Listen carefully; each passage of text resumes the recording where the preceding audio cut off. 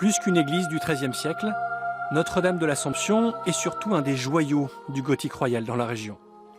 Un édifice que tente de sauvegarder une association d'habitants. Elle est parfaitement harmonieuse, elle est très haute, elle ressemble à une petite cathédrale. Et là en particulier, cette poutre de gloire en pierre qu'on ne trouve que très rarement en France. Et puis son clocher, le plus haut clocher du Val d'Oise, avec ses 35 mètres de hauteur. Pour sauver des affres du temps ce joyau, l'association a écrit à Stéphane Bern, chargé par le président de la République d'une mission sur les monuments de France. Elle espère recevoir des fonds avec le loto du patrimoine et il y a urgence. Pour le moment, c'est la mairie qui panse les plaies du bâtiment. Ces dernières années, on a à peu près dépensé 100 000 euros. Hein.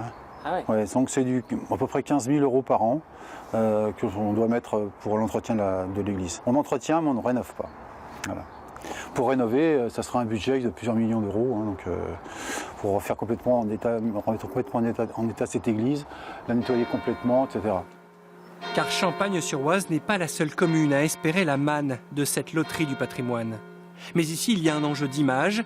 En misant sur son église, la municipalité espère faire oublier l'époque où la ville était surtout connue pour sa centrale électrique. Un patrimoine, ça se conserve. Donc, si vous laissez délabrer un monument, quel qu'il soit, c'est quand même désolant, quoi. Je veux dire, c'est l'image de la commune aussi, quelque part. Le loto du patrimoine devrait avoir lieu en septembre prochain. Pour le moment, Stéphane Bern n'a pas encore répondu aux prières de Champagne-sur-Oise.